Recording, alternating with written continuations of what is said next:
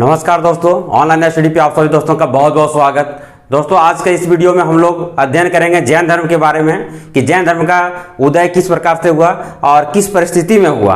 तो सबसे पहले हम लोग देखते हैं कि उत्तर वैदिक काल में धर्म क्षेत्र में इतना आडंबर फैल चुका था, इतना कुरीतियाँ फैल चुका था कि उससे लोग परेशान होकर जब यज्ञ होते थे तो यज्ञ में बहुत सारे बलि दिए जाते थे।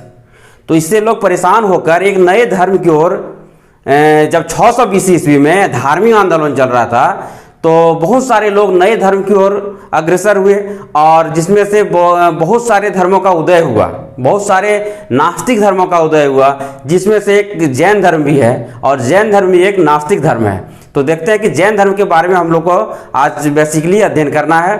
और जैन धर्म का 2 वीडियो आएगा, जिसमें से पहला वीडियो है, इसके बाद एक और वीडियो आएगा, इसके बाद हम लोग को जैन धर्म खत्म होगा। ठीक है, तो आज शुरू करते हैं जैन धर्म। तो जैन धर्म में सबसे पहले देखते हैं कि जैन धर्म का संस्थापक किसे माना जाता है। तो जैन धर्म का संस्थापक ऋषभ देव को माना जाता है। जैन धर्म का संस्थापक किसे माना जाता है? तो ऋषभ देव को। और जैन धर्म में टोटल कितने तीर्थंकर हुए हैं? तो 24 तीर्थंकर हुए हैं। जैन धर्म में टोटल 24 तीर्थंकर हुए हैं। पहला तीर्थंकर ऋषभ देव का दूसरा नाम है कह सकते हैं वृषभ देव और आदिनाथ। ऋषभ देव को ही कहा जाता है वृषभ देव और आदिनाथ। ठीक है, एक 22वां तीर्थंकर है अरिस्टिनेमी। ठीक है, एक 22वां तीर्थंकर अरिस्टिनेमी है और 23वां तीर्थंकर पारसनाथ। 22वां अरिस्टिनेमी, 23वां पारसनाथ और 24वां और अंतिम महावीर स्वामी। ठीक है, इसमें हम लोग देखते हैं कि पहला तीर्थंकर ऋषभ देव और 22वां तीर्थंकर अरिस्टिनेमी का वर्णन, इन दोनों का वर्णन जो है ऋग्वेद में मिलता है। इन दोनों का उल्लेख किया गया है ऋग्वेद में। ठीक है, इसके बाद हम लोग देखते हैं कि जैन धर्म की उत्पत्ति जो है जीन से हुई है। जैन धर्म की उत्पत्ति किससे हुई है? तो जीन से हुई है, जिसका मतलब जीन का अर्थ है विजेता। जीन का अर्थ क्या है? विजेता होता है। ठीक है, और एक टर्म है तीर्थंकर, जो हम लोग पढ़ रहे हैं कि 24 तीर्थंकर हुए जैन धर्म में। तो तीर्थंकर क्या है? तो तीर्थंकर ऐसे व्यक्ति को कहा जाता है जो दूसरे व्यक्तियों को मार्ग दिखाए, या फिर कह सकते हैं दूसरे व्यक्तियों को सही मार्ग दिखाए। ऐसे व्यक्ति को तीर्थंकर कहा जाता है। मतलब जैन धर्म में कह सकते हैं कि जैन धर्म के गुरु हुए। ठीक है, जैन धर्म में कितने गुरु हुए? तो 24 गुरु हुए। तो 24 गुरु के बारे में हम लोग को अध्ययन नहीं करने का जरूरत है। हम लोग सिर्फ 3-4 तीर्थंकर के बारे में अध्ययन करेंगे। ठीक है, तो पहला हम लोग जान गए कि जैन धर्म का संस्थापक किसे माना जाता है? तो ऋषभ देव को। और 22वां तीर्थंकर कौन है? तो अरिस्टिनेमी। 22वां भी एक हम लोग पढ़ते हैं क्योंकि कभी कभी पूछा जाता है कि किन 2 तीर्थंकरों का वर्णन ऋग्वेद में किया गया है। तो एक पहला तीर्थंकर, एक 22वां है ऋषभ देव और अरिस्टिनेमी का। ठीक है, नेक्स्ट है कि पारसनाथ, एक हम लोग 23वां पढ़ेंगे और लास्ट 24वां। ठीक है, 23वां तीर्थंकर पारसनाथ है। तो पारसनाथ का जन्म जो है कहाँ पे हुआ था? काशी में हुआ था, वाराणसी के काशी में हुआ था। ठीक है, और पारसनाथ के पिता का नाम क्या है? तो अश्वसेन। पिता का नाम क्या थे? अश्वसेन काशी के राजा थे। अश्वसेन कहाँ के राजा थे? तो काशी के राजा थे। ठीक है, और ज्ञान की प्राप्ति जो है पारसनाथ को, ज्ञान की प्राप्ति कहाँ हुआ था? तो पारसनाथ को ज्ञान की प्राप्ति समेत पर्वत शिखर गिरिडीह में है। गिरिडीह कहाँ है? तो गिरिडीह झारखंड में है। ठीक है, झारखंड के गिरिडीह जिले में समेत पर्वत शिखर पर ज्ञान की प्राप्ति हुई थी। किसको? तो पारसनाथ को। ठीक है, नेक्स्ट देखते हैं कि पारसनाथ के द्वारा दिए गए 4 शिक्षाएं कौन कौन है। पारसनाथ के द्वारा दिए गए 4 शिक्षाएं जो है, पहला है सत्य, दूसरा है अहिंसा, तीसरा है आस्तेय और चौथा है अपरिग्रह। ठीक है, तो 4 शिक्षाएं दिए गए हैं किनके द्वारा? पारसनाथ के द्वारा। ठीक है, सत्य का मतलब है झूठ नहीं बोलना, सत्य के मार्ग पे चलना, सत्य का पालन करना। ठीक है, दूसरा है अहिंसा, मतलब हिंसा नहीं करना। ठीक, तीसरा है आस्तेय का मतलब हो गया चोरी नहीं करना। चौथा है अपरिग्रह, मतलब धन संचय नहीं करना। ठीक है। अपरिग्रह मतलब हो गया धन का संचय नहीं करना चाहिए, धन को इकट्ठा नहीं करना चाहिए, ठीक है। नेक्स्ट एक है पांचवा महावर्त जो है, चार तो हो गया पारसनाथ के द्वारा दिए गए, और एक पांचवा है जो महावीर स्वामी के द्वारा दिए गए हैं, ठीक है, वो है ब्रह्मचर्य। इन पांचों को मिलाने के बाद ये 5 महावर्त कहे जाते हैं, ठीक है। जैन धर्म में इन पांचों को मिलाने के बाद 5 महावर्त कहे जाते हैं। तो 5वां महावर्त किनके द्वारा दिए गए? तो 5वां महावर्त महावीर स्वामी के द्वारा दिए गए हैं। वो क्या है? तो ब्रह्मचर्य हैं, ठीक है। नेक्स्ट हम लोग महावीर स्वामी के बारे में अध्ययन करते हैं। नेक्स्ट देखिए क्या है महावीर स्वामी के बारे में, कि सबसे पहले देखते हैं कि महावीर स्वामी का जन्म कब हुआ था? तो 540 बीसी में, 540 ईसापुर में महावीर स्वामी का जन्म हुआ था। कहाँ पे हुआ था? तो कुंडग्राम में। कुंडग्राम कहाँ है? वैशाली में, ठीक है। वैशाली के कुंडग्राम में 540 बीसी में महावीर स्वामी का जन्म हुआ था, ठीक। और इनके पिता का क्या नाम थे? तो पिता का नाम थे सिद्धार्थ। महावीर स्वामी के पिता का नाम सिद्धार्थ थे, ठीक है। और सिद्धार्थ जो है ज्ञात्रिक कुल के क्षत्रिय वंश के थे, ज्ञात्रिक कुल के थे। सिद्धार्थ महावीर स्वामी के पिता जो किस कुल के थे? तो ज्ञात्रिक कुल के थे, क्षत्रिय वंश के, ठीक है। और माता का नाम है, महावीर स्वामी के माता का नाम त्रिशला। त्रिशला जो लिच्छवी शासक चेटक की बहन थी। त्रिशला कौन थी? लिच्छवी शासक चेटक की बहन थी त्रिशला।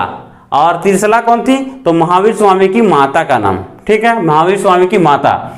और महावीर स्वामी जो है, महावीर स्वामी का बचपन का नाम, महावीर का नाम कब पड़ा? जब ज्ञान की प्राप्ति हुआ तब। इसके पहले उनका नाम क्या था? वर्धमान। इसके पहले महावीर स्वामी का बचपन का नाम है वर्धमान, ठीक है। और पत्नी का नाम है जसोदा। महावीर स्वामी के पत्नी का क्या नाम है? जसोदा। और पुत्री का नाम कह सकते हैं, बेटी या पुत्री का नाम अनुजा प्रियदर्शनी। अनुजा प्रियदर्शनी महावीर स्वामी की बेटी थी, महावीर स्वामी की पुत्री थी, ठीक है। और महावीर स्वामी का दामाद जो है जमाली या जमाली कह सकते हैं, कहीं कहीं जमाली आपको मिलेगा, या फिर कहीं कहीं जमाली या कह सकते हैं जामिल, ठीक है, दोनों एक ही है। तो महावीर स्वामी के दामाद का क्या नाम है? जामिल या जमाली, ठीक है। और बड़े भाई, महावीर स्वामी के बड़े भाई का नाम नंदीवर्धन। बड़े भाई का नाम नंदीवर्धन। और किस कुल के थे महावीर स्वामी? तो ज्ञात्रिक कुल के क्षत्रिय वंश, ठीक है। महावीर स्वामी ने 30 वर्ष की उम्र में अपने घर त्यागने को सोचा, ठीक है। और अपने बड़े भाई नंदीवर्धन से अनुमति लेके 30 वर्ष की आयु में उन्होंने अपने घर को त्याग दिया, ठीक है। और 12 वर्ष कठिन तपस्या करने के बाद 42 वर्ष की उम्र में उनको ज्ञान की प्राप्ति हुआ, ठीक है। 42 वर्ष में उनको ज्ञान की प्राप्ति हुआ। कहाँ पे हुआ? तो जिरिम्भिक ग्राम किस नदी के तट पे? यहाँ से भी क्वेश्चन पूछा जाता है कि किस नदी के तट पे? ग्राम तो हो गया आपका जिरिम्भिक ग्राम, किस नदी के तट पे? तो है रिजुपालिका नदी तट। रिजुपालिका नदी तट के तट पे जिरिम्भिक ग्राम में ज्ञान की प्राप्ति हुआ था, ठीक है। किस वृक्ष के नीचे? तो साल वृक्ष के नीचे। साल वृक्ष के नीचे ज्ञान की प्राप्ति हुई थी, ठीक है। 12 वर्ष तपस्या करने के बाद ज्ञान की प्राप्ति हुई। इसके बाद जो है केवलिका लाए, महावीर स्वामी जो है केवलिका लाए। और अनेक ज्ञान प्राप्ति होने के बाद अनेक और नाम से जाने जाते हैं, जैसे जीन के नाम से भी जाने जाते हैं महावीर स्वामी। जीन का मतलब होता है विजेता, कि विजय पा लिए, विजेता हो गए। और अरहत का मतलब होता है योगी, ठीक है। एक है निर्ग्रंथ का अर्थ होता है बंधन रहित हो गए। और एक है महावीर, ठीक है। ज्ञान प्राप्ति होने के पहले तक महावीर स्वामी का क्या नाम था? तो नाम था उनका वर्धमान, ठीक है। और ज्ञान प्राप्ति जब हो गया इसके बाद ये सब उनका नाम पड़ा, ठीक है। महावीर। साधना के प्रति समर्पण, महावीर का मतलब होता है साधना के प्रति समर्पण। ठीक है, इसके आगे हम लोग देखते हैं जब ज्ञान की प्राप्ति हो गई, महावीर स्वामी को जब ज्ञान की प्राप्ति हुई, इसके बाद उन्होंने क्या किया कि समाज में उपदेश देने लगे। ठीक है, तो सब प्रथम उपदेश जो है, प्रथम उपदेश उन्होंने कहाँ पे दिए हैं, तो राजगिरी में।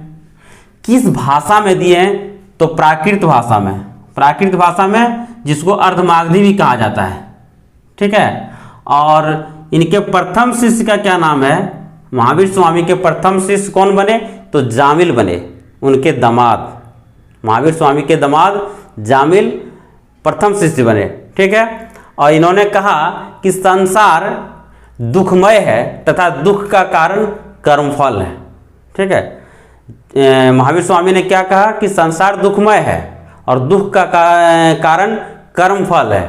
ठीक, और इन दुखों से मुक्ति पाने के लिए, इन दुखों से मुक्ति पाने के लिए इन्होंने त्रिरत्न मार्ग बताया। त्रिरत्न मार्ग बताया। त्रिरत्न मार्ग क्या है, तो एक है, पहला है सम्यक दर्शन, दूसरा है सम्यक ज्ञान, तीसरा है सम्यक आचरण। तो सम्यक दर्शन का मतलब हो गया सत्य में विश्वास, सत्य में विश्वास करना चाहिए। ठीक है, सम्यक ज्ञान का मतलब हो गया वास्तविक ज्ञान होना चाहिए, और सम्यक आचरण का मतलब हो गया सुख दुख में समान रहना, सुख दुख में बराबर रहना। ठीक है, ये त्रिरत्न मार्ग है दुख से मुक्ति पाने के लिए। ठीक है, नेक्स्ट है कि 5 महावर्तों में, हम लोग जो इसके पहले पढ़े 5 महावर्त, 5 महावर्तों में अहिंसा को सर्वाधिक महत्व दिया गया है। 5 महावर्त हम लोग क्या क्या पढ़े, सत्य, अहिंसा, आस्तेय, अपरिग्रह और ब्रह्मचर्य।